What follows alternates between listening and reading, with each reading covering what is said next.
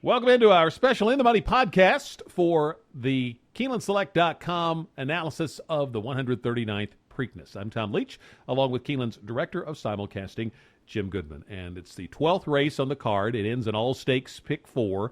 There is actually one race after this one, like there's on Derby Day. They have 2 at Churchill. They have 1 after this at the Preakness. But we're focusing in on race 12, the Grade 1 Preakness, mile and 3/16 for 3-year-olds. And Jim, interesting that only 2 horses that finish behind California Chrome come back to try him again in the Derby. Maybe a reflection of the times with trainers not wanting to run back often on 2 weeks rest. Maybe it's just as much a show of respect for California Chrome. How do you see the Preakness, and how do you bet it?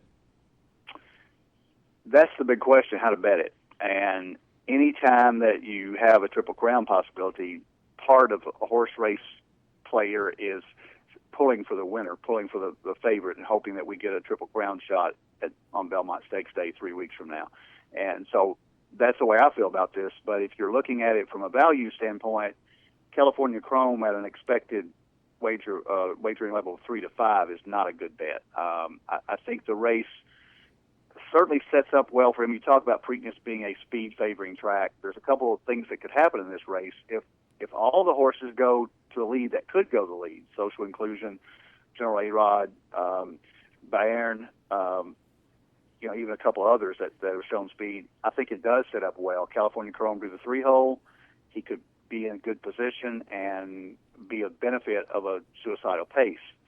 I think there's a chance that the jockeys will not do that to their horses. And I think the best speed in the race is Social Inclusion. Social Inclusion was considered basically a freak after his allowance win at Gulfstream. He got a 111 buyer.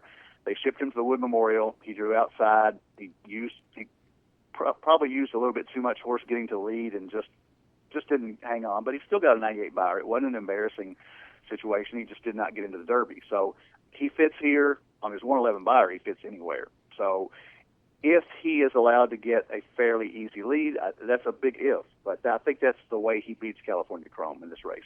And I think going to the window, those 2 horses have to be the keys to any wager that you're going to make money on.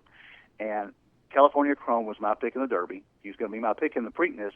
But I'm also going to do exacta wheels with Social Inclusion, up and down with California Chrome, General A-Rod, Pablo Del Monte, and Kid Cruz, horses that could get up for a piece. And if California Chrome happens to not run his best race or get stuck on the rail and can't get out, and the prices are going to be very generous if he runs out of the exacta or runs out of the trifecta. So the way I look at the Preakness is it's California Chrome's race to lose, but there's a lot of ways to lose a horse race. And Social Inclusion is good enough, if he gets a perfect trip, that he can beat California Chrome. I hope it doesn't happen personally. I really think we need a Triple Crown winner.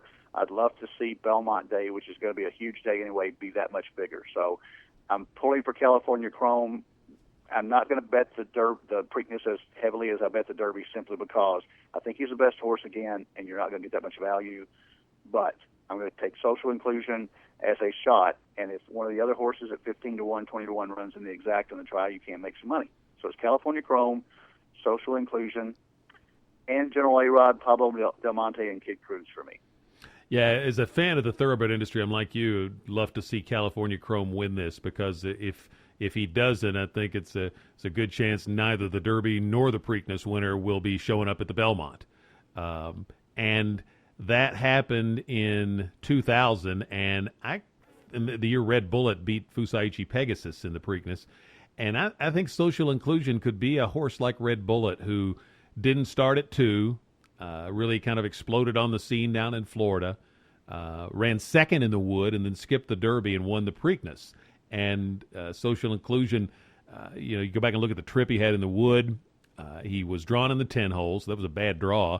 And then he broke badly, and the jock had to use him to gain position around the turn. And a lot of times when you have to use a horse like that, speed horse especially, you can't turn them off, and they end up burning themselves out. Well, he just relaxed very easily once he got position there just off the leader. It was nice to see him that he could track another horse, and he sat there and then took over at the top of the stretch, looked at the eighth pole like he might still win it, and just kind of grudgingly gave ground and got nipped by Samrot for second, which cost him a spot in the Derby. And Wicked Strong finished really strong and was out in what they said was the best part of the track that day too. So I think there's certainly a lot of reason to think Social Inclusion improves a lot off that experience. I think I had Randy Moss on my radio show this week. He does the pace figures for the Racing Forum. He thinks Social Inclusion is the speed of the speed, so if he wants the lead, he can probably get it. And the thing that kind of clinched it for picking him for me, he's the only one I can really see that could beat California Chrome. And at the post position draw for me, because California Chrome, the talk I heard leading up to Derby from the folks out in California was that he didn't like to have dirt kicked in his face, and that's when he ran poorly, when he was behind other horses and eating that dirt. So in his races, and he has good early speed, so he's been able to gain a position. And in the Derby, was sitting out there in the clear 3 wide. Here he's down on the inside, which has been the worst part of the track at Pimlico anyway, and he's out of the 3 hole, and all the speed's outside of him. And if Victor Espinoza doesn't want dirt in his face, and he may have to use him, and you could end up with a speed duel.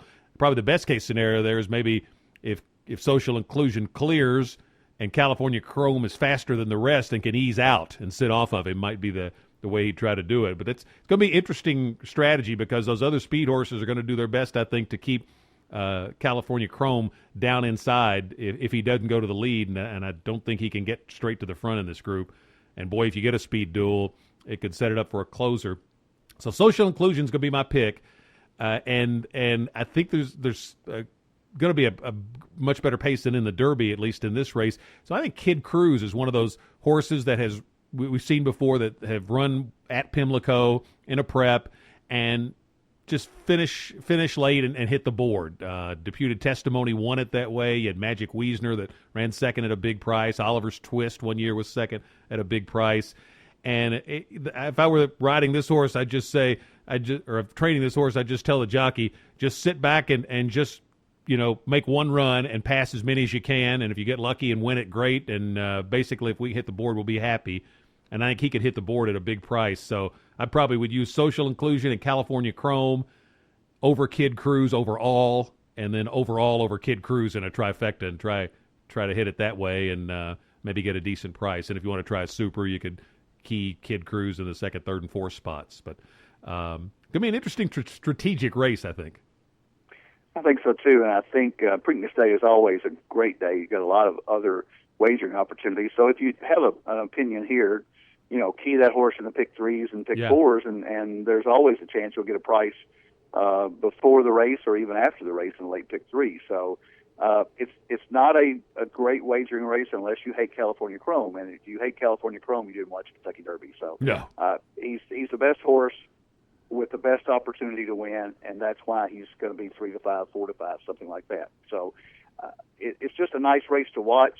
And, I'm going to do a fairly substantial cold exacta with California Chrome on top of Social Inclusion, because I think it can run exactly like you said it could, with California Chrome clearing the rest of the speed possibly on the inside and tracking Social Inclusion. And maybe he's just good enough to turn it on and get that one burst and blow by Social Inclusion. Yeah, I think I did take it as a sign of respect, what you were hearing out of the Derby, and the fact that only 2 horses come back to challenge him. And I don't see anything else really in here other than Social Inclusion. If he's really that, if he's that good, he's kind of an unknown because he's just so lightly raced. Otherwise, I just don't think any of them are good enough to beat California Chrome probably on his B game. So he didn't have to bring his A game, and he could probably still get by to win. So it's going to be interesting to see how it plays out. Don't forget that we had our podcast that we did on the undercard stakes races, and as Jim mentioned, pick 3s, pick 4s, and there's some really good betting races where you might get a decent price leading into a Preakness, even if California Chrome wins it. So take a listen to that for our thoughts on those undercard stakes races, and they're going to be great opportunities for this day, so make sure you keep your Keeneland Select account funded for Saturday, Preakness Day at Pimlico. Best of luck on all your wagers. And this is the In the Money podcast at KeenelandSelect.com.